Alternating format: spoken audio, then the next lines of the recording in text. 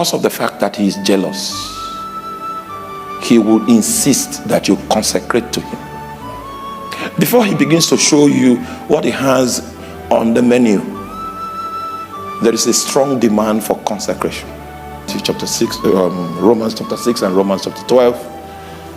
And there's an aspect of it that is in Romans chapter 6. There's an aspect of it that is in Romans chapter 12. The result of consecration in Romans chapter 6 is that you begin to live a life that is sanctified, a life that is holy. The culture of heaven becomes your natural disposition. You become allergic to the fantasies of this age, and you are submitted to God to be a carrier of his nature. His nature begins to constitute you so that your default mode becomes consistent with heaven.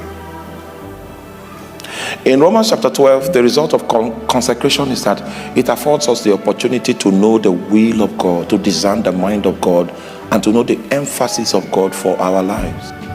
You need to know what your life was meant from God's perspective to be spent upon. And just in case you don't know, you'll be beating about the bush and doing some mundane thing and think you are actually making progress. You'll be trying to make people understand that you are not failing.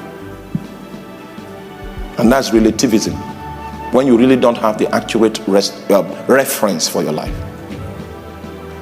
It is only God that can now open the vista and take you into the inner chamber and show you what your life means from his perspective. If I preach to meet your need, I helped you temporarily. But if I preach and my preaching reveals your purpose, I've helped you permanently.